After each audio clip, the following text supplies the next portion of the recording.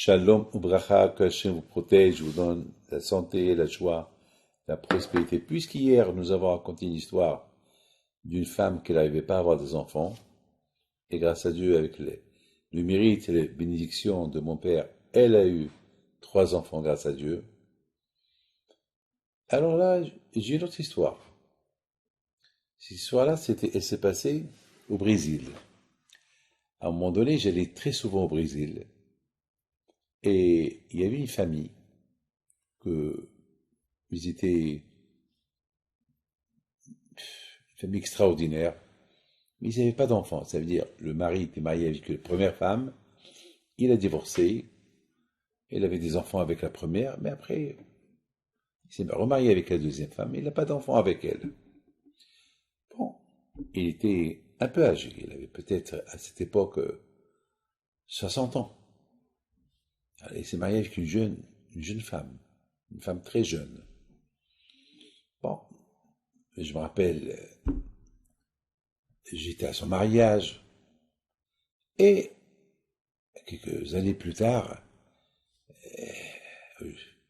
il me demande, Rabbi David, je veux que, par le mérite du tzaddik Rabbi Haim Pinto, que j'ai des enfants, au moins un enfant.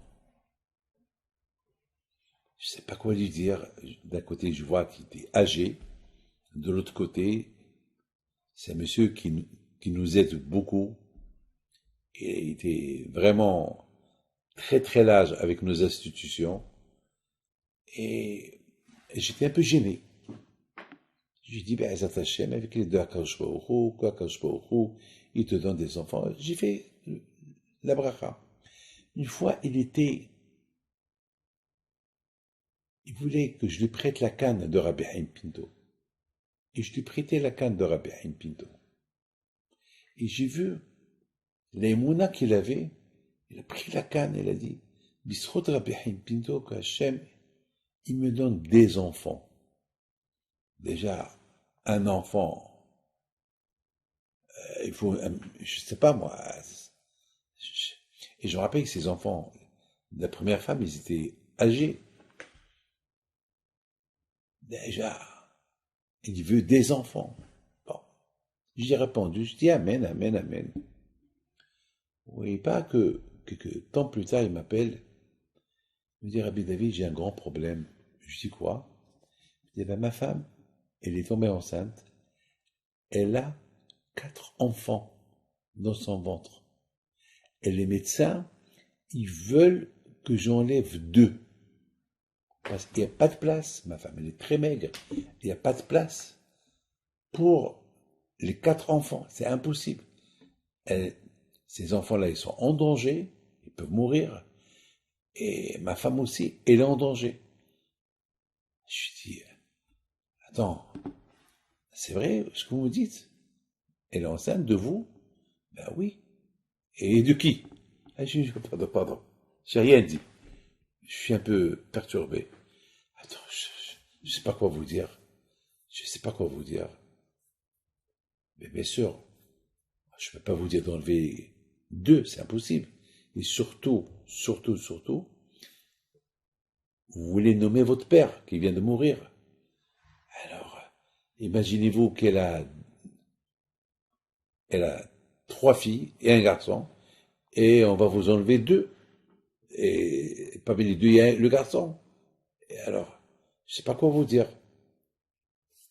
Alors, c'est la femme qui m'appelle. Elle me dit, Rabbi David, je suis très stressé, je sais pas quoi faire. Les médecins me disent, il faut enlever 2 et laisser 2. Et je sais pas quoi faire. Je lui dis, ma fille, moi, je peux rien vous dire.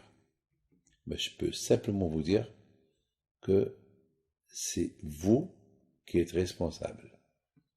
Et voilà les rabbins qui m'appellent. Rabbi David, vous savez que cette femme-là, elle est en danger. Elle n'écoute que vous.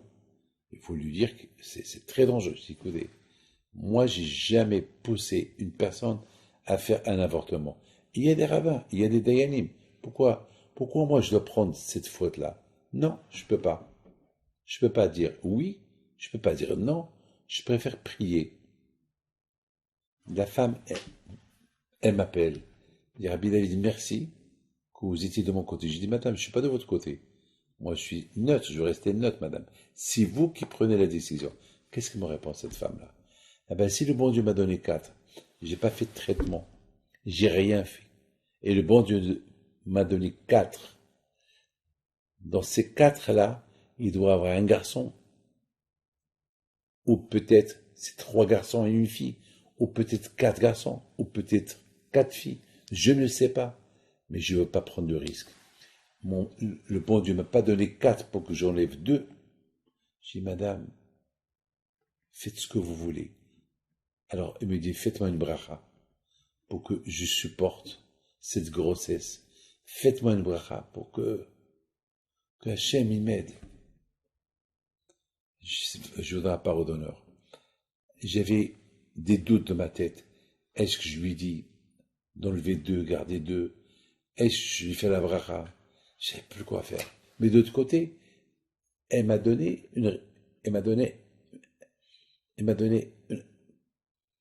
la force pour rester neutre. Parce qu'elle a dit, si le bon Dieu m'a donné 4, c'est que je dois garder les 4. Ça fait qu'elle a une grande émouna, cette femme-là. Je dis, madame, alors reposez-vous. 5 mois, 6 mois, 7 mois, 8 mois. Et vraiment, tout le temps, les médecins étaient bien sûr bien sauvés par les médecins.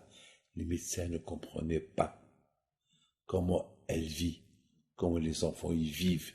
Personne n'a rien compris. Et on ne comprendra jamais. Jusqu'au jour que, grâce à Dieu, elle a couché les 4. 3 filles et un garçon. Donc j'ai pris l'avion, je suis parti au Brésil. Et j'étais le Sandak. Et le garçon l'a appelé Shmuel. Et il y avait là-bas tous les rabbins, tout le monde qui me regarde. Je leur ai dit, il ne faut pas me regarder. C'est madame. C'est elle la tzadékette. C'est elle qu'elle a demandé à Kadosh Baruch Hu. C'est elle qu'elle avait cette force de ne pas, avec la émouna qu'elle avait et l'argument qu'elle avait, que si Hachem m'a donné 4, je dois garder les 4. Bien sûr, c'est pas tout le monde qui a cette émouna. Et bien sûr, je viens pas encourager les gens que si le médecin il leur dit quelque chose, bien sûr, vous allez demander les rabbanim. C'est des histoires qu'on n'écoute pas tout le temps, bien sûr. D'ailleurs, moi-même, je voulais pas rentrer dans cette histoire parce que j'avais peur de mettre la vie de cette femme en danger si je lui dis garde-les. C'est ça Emouna, chapeau. Mes amis, que Akadosh Baruch Hu, il vous protège, il vous donne à vous tous la santé, bracha v'atzlacha.